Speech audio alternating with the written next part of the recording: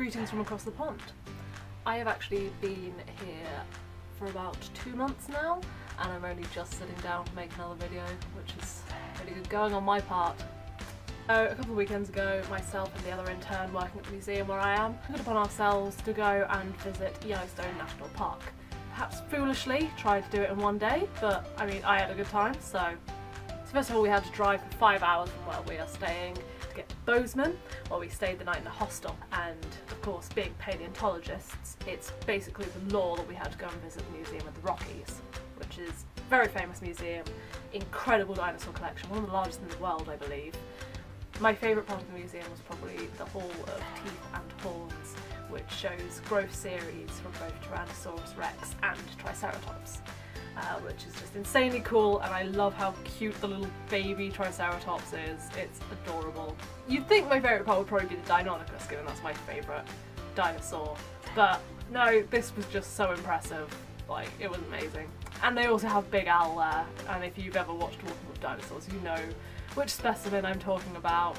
And also I got this cute little pin to go on my denim jacket, so I'm happy with that. So we stayed in a hostel in Bozeman, which probably isn't really a thing in the US, but we found a hostel in Bozeman. It's where I stayed when I first arrived in America, because I arrived quite late. That's a different story. And we set off bright and early the next morning. So as soon as you enter Yellowstone from the north entrance and the town of Gardner, which is, I swear, more like a bed and breakfast than an actual real town, just hotels, restaurants, a petrol station, a gas station, and that's it. But as soon as you enter Yellowstone, you hit Mammoth Hot Springs. And honestly, until about a week or so before we took this trip, I had not heard of them at all. But this was probably one of my favourite parts of the whole day. Like, they're gorgeous. And we found this elk just chilling, or I guess warming, having a toasty little bath. We found him chilling right by the springs, which was pretty cool, and that was the first thing we saw when we got in there, which was amazing. The acidic water heated by volcanism under the earth has dissolved the soft overlying limestone rocks, which then precipitates these calcium carbonate step structures on the less steep slopes, which just look amazing. They form these like crystals and these pools, and I can't believe I'd never heard of this before I went. So next we stopped off at some fumaroles, and these are the hottest feature you will find in Yellowstone. They are vents that are filled with water that's being superheated by the geothermal activity underneath the ground until this superheated water just belches out of the earth as steam. And trust me, it's very belchy. Every time the wind changes and the steam comes around and hits you in the face, it's a little just... So the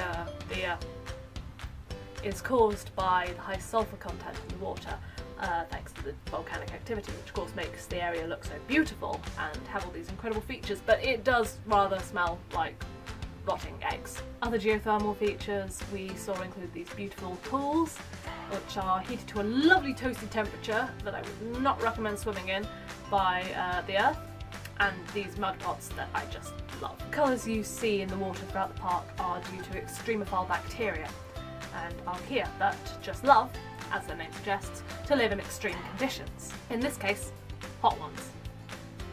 Stinky ones. You can even use the colours that these extremophiles produce in the water to gauge the temperature of how hot the pool is.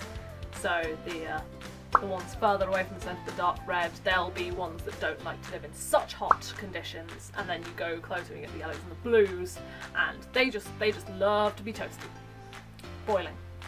Don't get in the pools. I mean, I still wouldn't recommend sticking your hand in the water though, even if your microscopic buddy says that it's okay.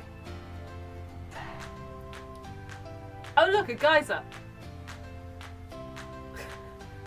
So most of the world's geysers are actually contained within Yellowstone National Park. Want to see a geyser?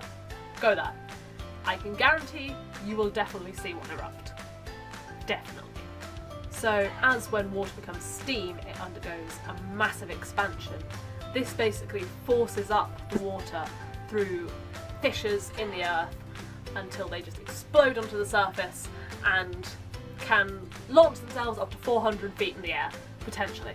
There's one geyser that does that. We didn't see that one because it's only erupted like 12 times in 20 years. But we did see Old Faithful, and that was pretty cool. A lot of people said that trying to do Yellowstone in one day was a really dumb idea, especially at the park's busiest time of the year. It's not like I had a choice. If I could have gone in September or whenever, I would have. I'm here for 3 months. It was a bit of a problem trying to find somewhere to park, especially around more popular features, obviously Old Faithful, things like the fountain paint pots. Mammoth, because we got there so early, was fine. But we did get to see a really good portion of the park and had an amazing day out. Until the 7th hour of the drive home, we just wanted death. Would I have spent longer in the park if I had more time and money? Yes, obviously. But that just means that when I do have more time and more money... money. I'm never going to have money. It just means that I can come back and do more of the park, which would be super cool. And go and see the petrified forest, because fossils. The place is almost like a theme park, where you just drive around and it's just, oh, there's this amazing thing to look at. Cool, let's just have another drive. Oh, here's another amazing thing to look at. It's like being in Disneyland, where you just, oh, here's Thunder Mountain, turn around and, oh, here's Main Street, oh, here's Mickey Mouse. So we didn't see Mickey Mouse in Yellowstone, that would have been pretty weird. But it is like, it's not real, it's like it's a theme park, but it is, it's real. Crazy, right? Anyway, I keep meaning to make more videos while I'm out here, but I just keep enjoying the moment rather than filming things. As you can probably tell from some of my shots, they're not the best, and that's because I was just sort of holding the camera out here and sort of hoping that I would film something while I was watching a geyser go nuts.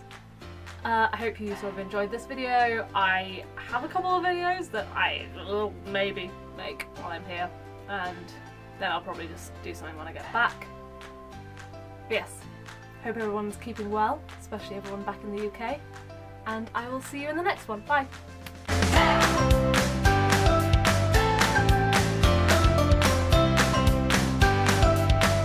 Don't mind me, I'm just googling how geysers work.